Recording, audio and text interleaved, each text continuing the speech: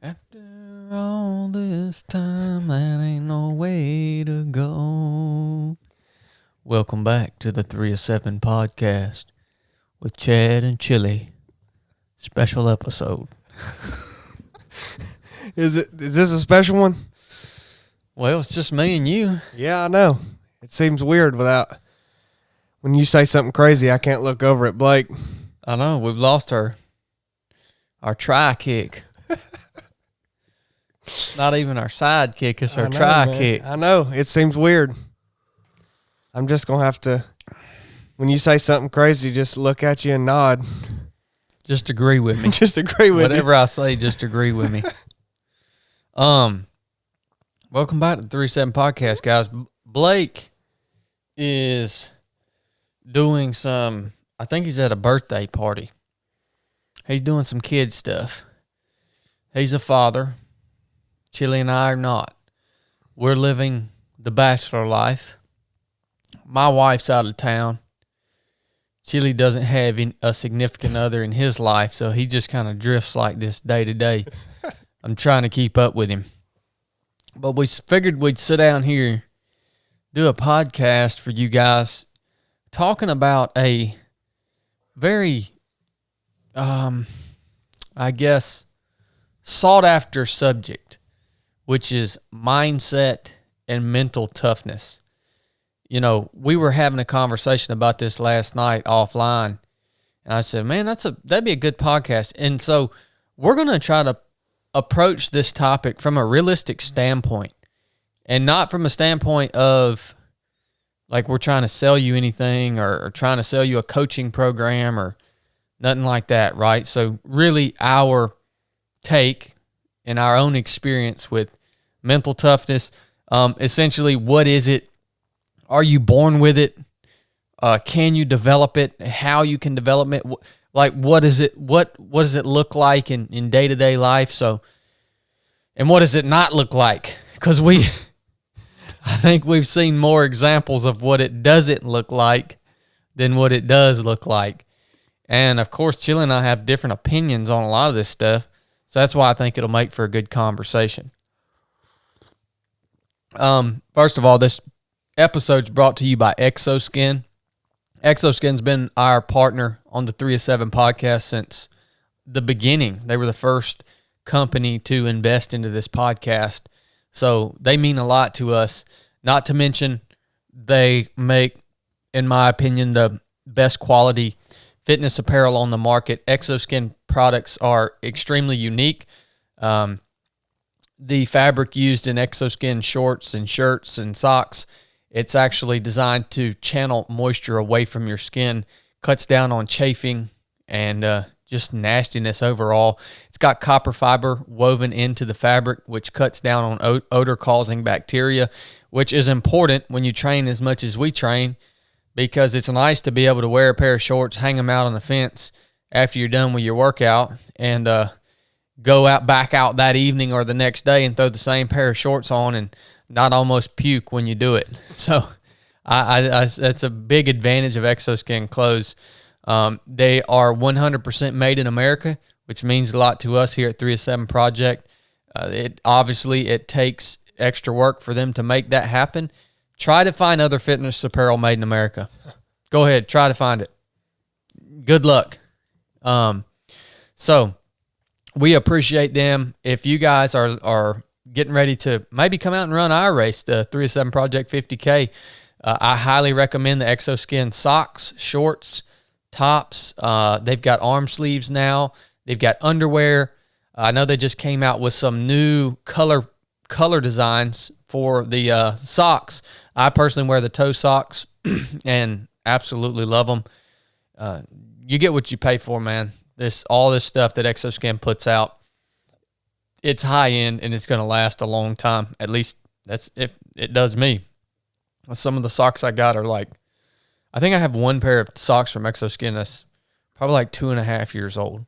No holes in them. They still work. So check them out, xoskin.us online. I'll attach a link to their website in the show notes of this episode. Check them out on Instagram. I'll attach their Instagram handle in the show notes here. and also a pro code that you guys can use as 307 podcast listeners to get a discount on your purchase with Xoskin. So thank you for sponsoring this episode, Xoskin.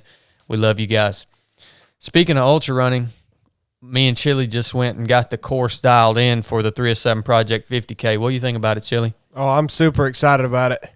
I think the real point I'd want to drive home and enticing anybody to come do it is it's really a mix of every kind of surface. I mean, there's gravel, there's single track, there's some fast road, there's dirt and grassy sections, there's kind of wide fire roads. It's really got it all, and I think it's fantastic race for your first ultra. I think it's a great way to come get it, and if for nothing else, the community that's going to be out there. But I'm really happy with the course. I think it's fantastic. I'm also very happy with the course, and I kind of judge it like I was telling Chili. I was kind of judging my take on the course based off of like, would I want to run that course? And the answer is yes. As a matter of fact, we are going to go run the course again, probably tomorrow or Monday. We're going to do a little triathlon type thing. Me and Chili are going to race each other. At least that's what we plan to do. So yes, these are like, this is my training ground essentially. So to me, it's one of the most beautiful places in Northwest Georgia. Yeah. Because you're just 80% of the time you're running along the water. You've got magnificent views. The way the terrain varies is just, you don't get bored out there, because you find yourself on one section that's nice and flat and fast, and then the next section you're going up a big climb on a fire road deep in the woods. And I don't know, man, I'm so pumped about it. I've wanted a race for a long time. I just looked over. It's still kind of surreal to me. I looked over at Chili when we were out kind of dialing the course in today, and I said, man, we're race directors. Can you believe that? We've been to so many races, and it's just really cool to be directing a race and to have the freedom of movement to make it exactly what we want to make it and what we think it should be. Yeah, and I've, like you said, we've done so many races, and it really gives you an opportunity to think about what you like to see and what you want to change, and that's up to us to do it and give that. It won't be perfect, but give that really good experience for everybody who's going to come out and run it. Yeah, for sure. I don't know, man. I'm really pumped about this event, and it was we've got a good field coming out. I mean, we've got over 70 runners coming out. We can hold more. I had to beg, borrow, and steal to get the permit to run the race on this park that we're running on. It's never been done before. There's never been a race in this area in the park we're running on. And you said people have tried, right? Yeah, people have tried before to get permits to do some stuff over there, and it's just, there's a lot going on over there. A lot more than just the park. You know what I mean? It's going on over there. So, we got a permit that allowed us up to 200 people, but I think a lot of people, oh man, you said it yesterday. A lot of people like the concept of ultra running, but what was it you said? Well, I said a lot of people like the idea of doing an ultra, but they don't like what goes into doing an ultra. The training and the hard work that it takes to be ready, and then the actual hard work of the day. Mm-hmm. I mean, people like the idea. I mean, this is relating to what we're going to talk about later. People like the idea of doing difficult things, but you got to actually like to do difficult things. Yeah. So. Yeah, that's it, man. That's it. Yeah. I'm really happy with the amount of people we have coming out. Of course, the more the merrier. In my mind, the more people we have out there, the better it's going to be, because the more you guys we get to meet and hang out with and talk to. But yeah, I guess I was surprised that there are so many members of 3 of 7 project, podcast listeners, Instagram people that are really hesitant to come out and do something like this. And the interesting thing about a 50K is, I realized that you didn't have a lot of lead time on this particular race. We gave you 2 months since we released it to race day. And the reason that we did that is because 50K is an interesting distance. It's long enough to be hard. I mean, it's going to be a tough day, a full day of running, without a doubt. But it's short enough that as long as you are a fit, healthy human being, you can just keep moving and do well. Yeah, absolutely. And that's the cool thing about this distance, and that's why we chose the 50K distance instead of a 50 miler or a 100 miler, is because we want to introduce the sport to as many new people as we possibly can. And if you go into a 50 miler, that really requires a training block. Like, I think there's a significant difference between the two distances. The 50K is if you are not an ultra runner, or maybe you don't even enjoy running, but you just want to challenge yourself, that distance is long enough to be hard, but short enough that if you don't have the opportunity to put in a huge training block, you can still come out there as just a healthy human being and do well and have a good day. Now, you show up to a 50 miler or a 100 miler and you haven't put in any training and you're just healthy, you're going to get through it more than likely, but it's going to be rough. It's going to be real rough and ugly. Yeah, I mean, it does. I hate even saying this, but it does kind of turn into a different game at that point. It's more than just being a little bit fit and healthy. I mean, you have to put in a legitimate running training block in ahead of that. Yeah. I think PN may be coming out to run the race. He just told us today. We talked to him today. I hope so, man. I hope bringing this up will make him really feel like he has to. PN, he's a more of your through hiker type of fitness. I mean, he does CrossFit, but PN don't run. Well, he's going to now. PN's ran with me one time in the last 2 years, and I'm pretty sure that's the only time he's went. I'm not. Don't take my word for this, but I'm pretty sure that's the only time in the last 2 years he's went out intentionally for a run. Well, he's really fit, and he's a good athlete, and he's about to run 31 miles. That's what I'm saying, man.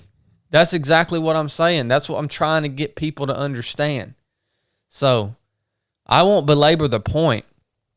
All I'm saying is, hey, if it's not my race, make it somebody else's race. I mean, I don't care, but it's a great opportunity.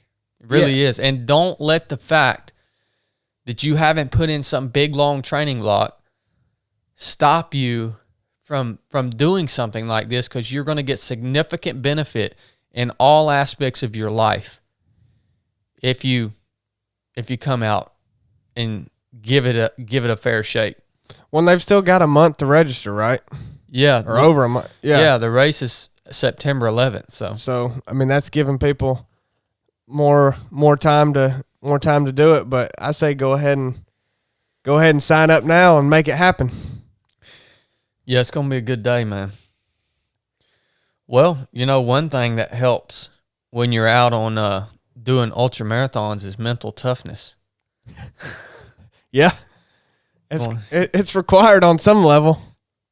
What do you think about this subject? I mean, what even is mental toughness, man, to you? I don't know. It's so hard to define. It's so hard to answer any questions about it in general or pertaining to me. All the questions you listed off that a lot of people want to know and ask at the beginning, I think those are great questions. I think they're valid questions, and I think they deserve some thought, but it truly is really difficult to answer for sure. I mean, I don't know the answer definitively to almost any of them. I mean, like what specifically? You know, I mean, you have to get into specifics to even talk about it, because people will bust off something on Instagram, a 2-minute clip of them trying to motivate you, talking about mindset. That's a bunch of crap, man. That ain't helping nobody. I totally agree, man. There's a lot of fluff around this subject. Yeah. A lot of fluff. And I'm going to go ahead and, I have to, look, this is going to be a real conversation, guys. We're not here to hurt anybody's feelings, but we're here to approach this topic, again, from a realistic standpoint. There are a lot of people that promote mindset and mental toughness that don't fit the definition of mindset and mental toughness.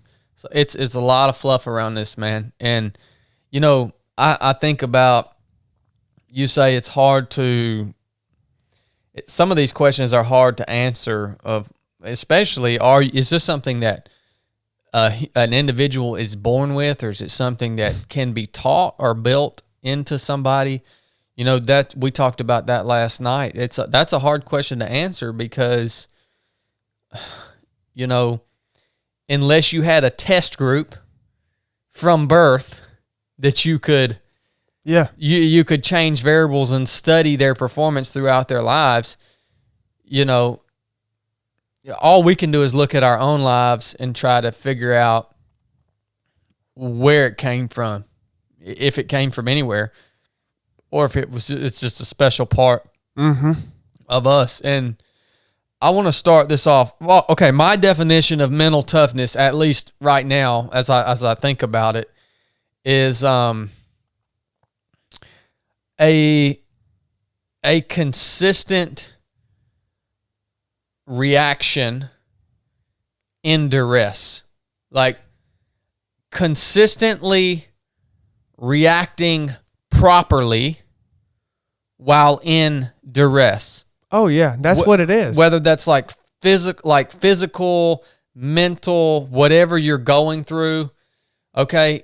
And consistent is an important part of this, because there's plenty of people that can go out here and put down a good one-off performance, or have a good day and find themselves in a tough situation and make the right decision, right? But that, to me, is not mental toughness. Mental toughness has to have a component of consistency. So if I'm looking at a mentally tough person, I know that person is going, day after day, is going to react properly when they find themselves in that tough situation.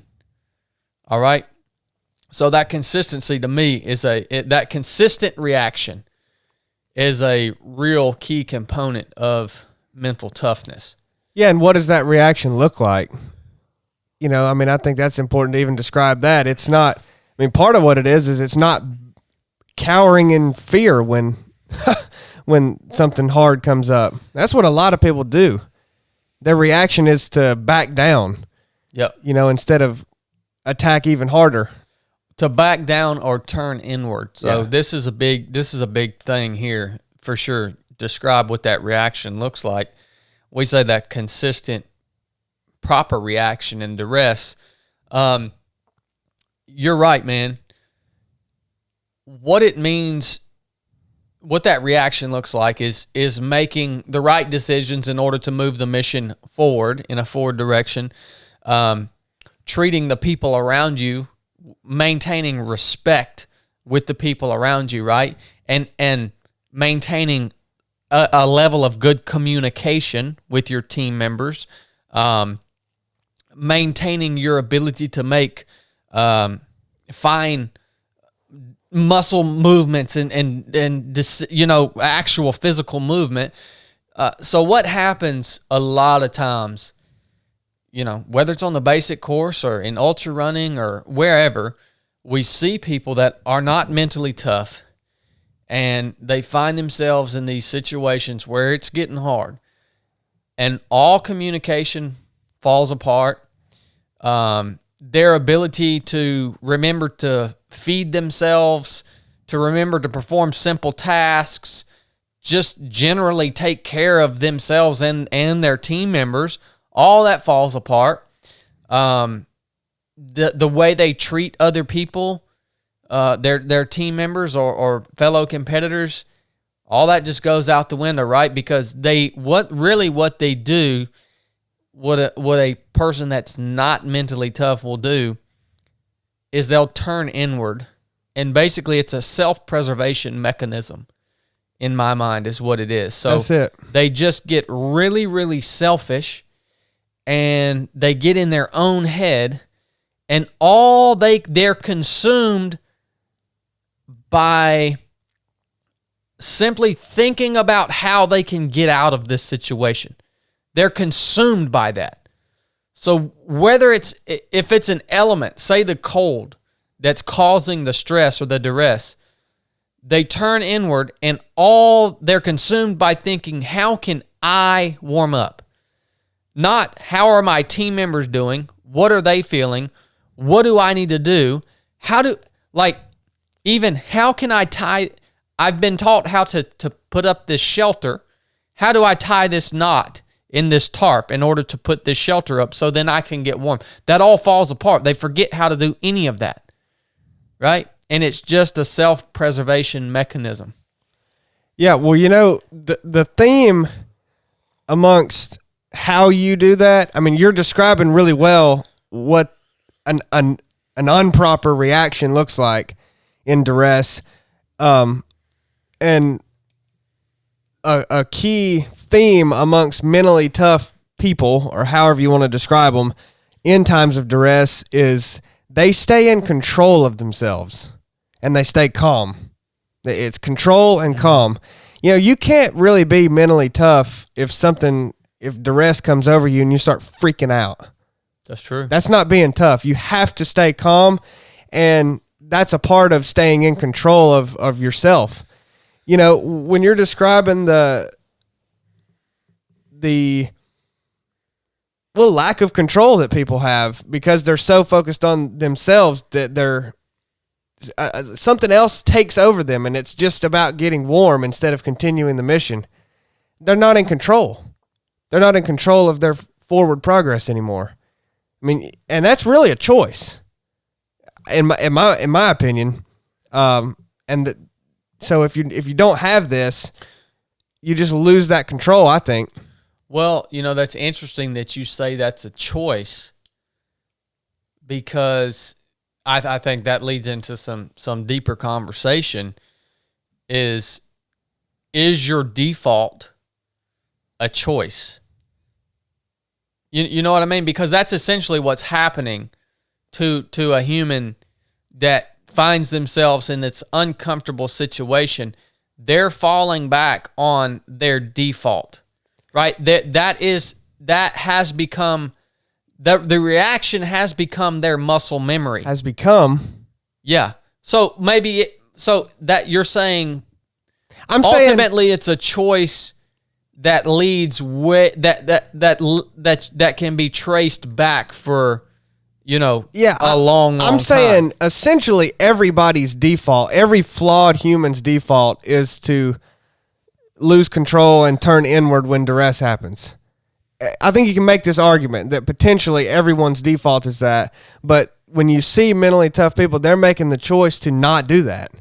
I mean, I think that's a possible explanation. I don't even know if I think that that's true. It's so hard to know, but I think that's possible. But I don't know, because when you think about how you've reacted personally in tough situations, it's like you don't even think about going there, that's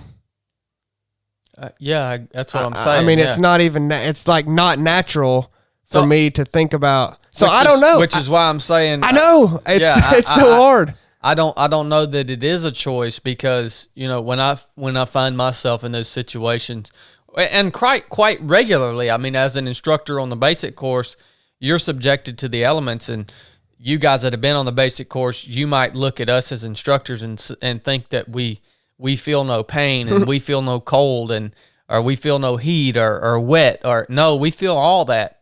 We're subjected to these things multiple times a month because of our training load, because of our business, and So I look at myself and I say, when I'm subjected to those situations, am I having to make a conscious decision in my own head about the way I react? And really the answer is no. I'm not. It's not a decision for me. It's not a choice for me. I react the way I react. I react properly because that is muscle memory. That is default. That is who I am. That is the fibers of who I am. And I literally, there's no choice in the matter. Well, I just thought about this. Maybe it is still a choice, because what you're describing there is a habit. Well, it's become a habit of yours. So you decided that you were going to start making that choice a long, long time ago, and you've stuck to it. You've been consistent ever since then. So it actually is a choice every time, but it's an easy choice to make because it's become a habit. Well, I mean, I don't know, man. Yeah. It's so hard to think about. Well, this is, again, I want to search out nobody else has these conversations. I want to search out the bottoms of this topic and really figure out exactly what it is. And and if that's the case, that ought to give people hope, though. Yeah. Yeah. Really, you're talking about it as a habitual reaction. I call it muscle memory. Yeah. Same thing. I was blessed in a way. I've been subject to these really harsh conditions and difficult situations for a long, long time. It's, as a SEAL consistently.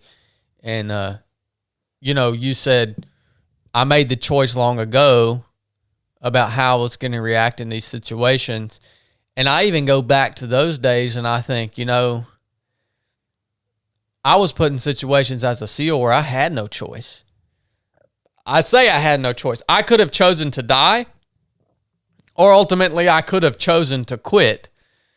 But when I say I had no choice, it means, there was still some choice there. Yeah. But if you made the wrong choice, the repercussions were much more significant for making the wrong choice than if you decide to make the wrong choice out on the ultra running field and you have to walk to an aid station and get a ride back to the start line. You see what I'm saying? So that was a beautiful thing for me in my walk. If we're looking at this as building muscle memory in order to become mentally tough, is in my life. And also, I also think you could apply this to a lot of people's lives, like John Hogue that was just on the podcast, people that have survived cancers, surgeries, prisoners of war, people that were really in situations where there was still a choice, but the choice was either to live, to make the right decisions, and to keep going, or to die. Yeah. That'll help you build some muscle memory right there, son. Well, exactly. How I think about any of those things, you going through SEAL training and then in a long career as a SEAL, it was repeated moments like that and situations every day, basically, but the question is, did that make you mentally tough, or were you born with that and that helped hone it? Well, we're going to dig into that here in just a minute. I want to hit on something real quick, though, and I want to get your perspective on this before we move off of this question of what is mental toughness. The other component of the definition that I offered for mental toughness is we had the consistency portion, the consistent proper reaction in moments of duress. Okay? I want to talk about those moments of duress, those hard moments that we find ourselves in, where those moments define whether we are mentally tough or not, right? But I want to talk about those moments specifically, and me as a frogman, a Navy SEAL, like I can remember I can remember I hated diving. Diving was freaking the worst part about being a SEAL to me. It was the most dangerous thing that we did, and it was just slap miserable. I remember doing a dive, down in, I think we were in Key West, and it was a nighttime dive, and there was a portion of the dive where we got into this strong current, man. We got into this, it was just ripping, dude. And we ended up having to come up to the surface because the current was literally just like rolling us across the ocean floor, just ripping through there. And we had to come up to the surface, and we called it turtleback. So you're on the surface, you're on your back, and you're just kicking. And this big dregger, this big dive rig is sitting on your stomach. So you look like a turtle, right? But you're on the surface, and this current is just washing over my face. And I had to do this turtleback for like 2 miles to get out of that current and to get nearer to my objective where we could go back on bag and subsurface again. And the whole time, man, the water's hitting me in the face and like pulling me under, and I'm just half drowning for hours. And that was a moment of like extreme discomfort and duress and serious repercussions if you panic and give up. You will drown. If you give up, you will drown. Yeah. Period. And that was a moment of stress. It was really uncomfortable, and it really sucked. I was not laughing about it. I was not enjoying it. I am not one of those guys that gets in a really sucky situation and like sits there and laughs about it. No, I'm one of those guys that if I'm in a sucky situation, I'm honest with myself. I mean, I'm talking about really sucks. Yeah. I'm not talking about you're out in a rainstorm. I'm talking about really, really bad. I'm going to be straight up. I'm like, this freaking sucks. But now I had guys that I served with in the teams that weren't like that, man. Yeah.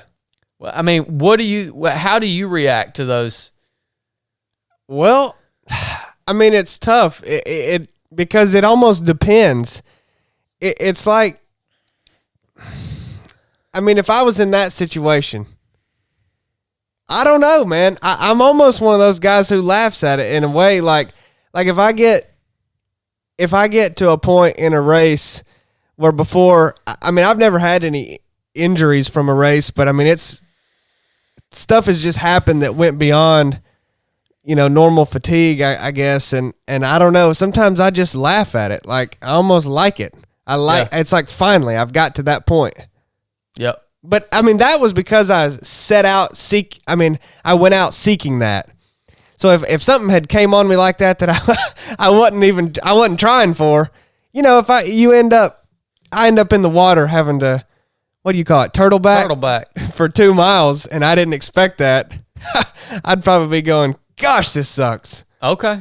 Yeah. I mean, probably, I don't know. I'd have to be put in those situations because I can sit here and say all day long I would laugh at it or whatever, but I've definitely been in situations where I've said this sucks before. And sometimes we're kind of really talking about physical stuff, but talking about non-physical situations that I haven't handled very well, Yeah. And I've just been like fell apart about just not wanting to deal with it. Yep. So there's that too. Taxes. Yeah, taxes. I mean, pretty much. I mean, it's that kind of stuff that, I mean, I don't handle. It's pretty piss poor how I handle it. So I've seen both types of men in my life for sure. And the reason I bring this up is because I wanted to clearly define this to people.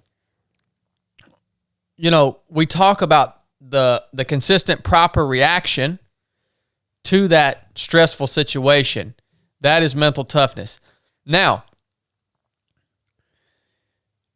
the person, you can have a person like me that finds themselves in being surf tortured in SEAL training, all right? And I absolutely hate it. The person like me, and I look over at my buddy and I tell myself, holy crap, this sucks. I cannot wait till this is over. I can do that, but still be mentally tough. Yeah. All right. Then there's the guy on the other side of the spectrum, like my old buddy, Aaron Evans. Aaron? No, man. The harder, the more painful, the more dangerous it was, the more he loved it. I mean, legitimately, I never once saw this dude he would just smile in the face of the most severe discomfort. Yeah. Honestly, I think... But that's not mental toughness. That to me is not mental toughness. We were, both of us, on both those spectrums, we both made the right decisions in those moments in order to stay in the fight and proceed with the mission. The way we felt about the discomfort that was being inflicted upon us was different. But we both made the right decision, had the right reaction to the stressor, and won the fight every time. You see that dynamic there? Yeah. Well, go ahead. I mean, maybe this is worth saying right now. I don't, because all I can really speak of is, well, it's not all, but I mean, the primary method or mode that I can speak about myself being in is ultra running. And I don't, in those moments, when I can think about me having reactions that I'm not proud of in ultra running, it's not when stuff got hard. It's usually when I realized I wasn't going to accomplish my goal, you know? And like that's typically whenever I've not been happy with how I've reacted. But when stuff like gets hard, I actually enjoy that. I mean, that's what I'm looking for. Mm-hmm. I want every race I do to be the worst conditions. So would you consider yourself more mentally tough if you learned how to react properly in those moments where you realize you're not going to achieve the result that you wanted to achieve? Yeah. I mean, that I would be... That's a whole new dynamic of mental toughness. Yeah, I would be more mentally tough if I had handled those situations better. That's right. Because we talked about that yesterday. I'm just real results oriented, you know, and it's really not, honestly, I don't even do it a lot during the race because I don't ever give up that I'm going to concede the victory to somebody else until it's over. But once it's over, then I don't act mentally tough in that way at all because I get, you know, pissed off that I didn't win and everything. I mean, that doesn't do you no good. I like that, man. And I think that's a part of mental toughness. And I think it is. And I ain't been real mentally tough in that way. If we're looking at it as really the whole picture, yeah, right? It really is, man. It really is. So, you know, I think a lot of people confuse the way another person feels about the discomfort they're going through, the way they feel about that discomfort. That's not mental toughness. So you can, if you ever see someone that is having some pain inflicted on them, and they're like laughing about it. Yeah, that's not mental toughness. No, that's just in my book. That's just a different aspect that some people have. That's like, right. I mean, what's that called? Like masochism? Yeah. I mean, yeah. I'm almost that way. But mental toughness is when you react properly to things that are discomfort for you, right? I mean, like, I don't think discomfort is universal. No, there are many different forms of it. Some people have major discomfort if they go out and run 10 miles easy. I don't at all. I really enjoy that, and I don't have discomfort. Some people really do. And like taxes, you're talking about. Well, you know what's uncomfortable for me? Going to a concert. Yeah. Being in a large crowd. Me too. Being in a large crowd. That's really uncomfortable for me. And if you don't handle that situation well, it's not being as mentally tough as you could. That's right. Truly. Am I able to rein that in? Yeah. And function in that environment? Yeah. That's a picture of mental toughness. Absolutely. There we go. Yeah, it's what is hard for you. It's how you react to what is hard for you. I just want to clear this up though. You being if a masochist, if that's the right word, is not necessarily a mentally tough person. No, not at all. Because see that's how my buddy Aaron, he was essentially a masochist. Yeah, like he literally thrived on physical pain. Mm-hmm. Yeah. But then me, his buddy, I freaking hated cold water, dude. The whole time I'm being surf tortured, I'm like, I can't freaking wait till this is over, man. But we both reacted and stayed in the fight and got the job done and didn't quit and made the right decisions for us and for the team. We didn't turn inward. We continued on. All right? Yeah.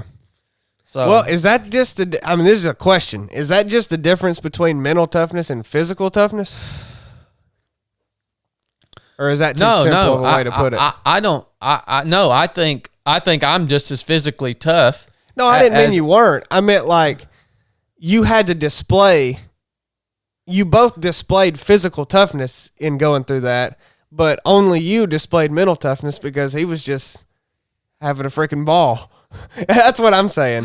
Yeah, I mean, I don't know. I'm just.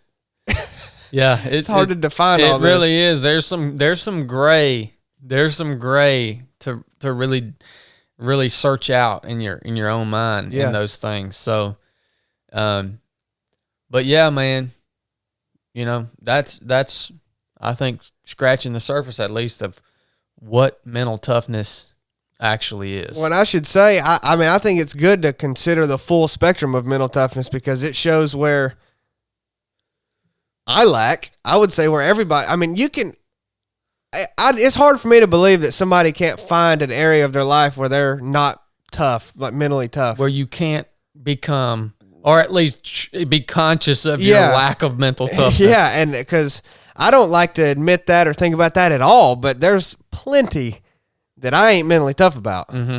Ain't, just slap ain't and ain't hardly ever been, I guess. Just stuff I don't like to do and just brush it off. Yep. That don't make you feel good to think about stuff like that, but I think you need to. Well, there we go, guys. That's us trying to define what mental toughness is. And I think it has to be defined so that we have some level of understanding of what we're talking about when we use that word mental toughness as we proceed with the conversation about and we'll pick up on the next episode. We'll answer the questions. Now that we've defined it, at least in our own minds. I don't know if you guys understood any of that. We did a little bit. Yeah. We'll pick up in the next episode and we'll talk about, can you build mental toughness? And if you can, what do you do to become more mentally tough? Or I think there's a case to be made that certain individuals just have it. And that's a whole nother spectrum. I think you could make a legitimate case that some people are not ever going to be mentally tough. All right? So, those are tough questions, man. We'll pick up on those on the next episode.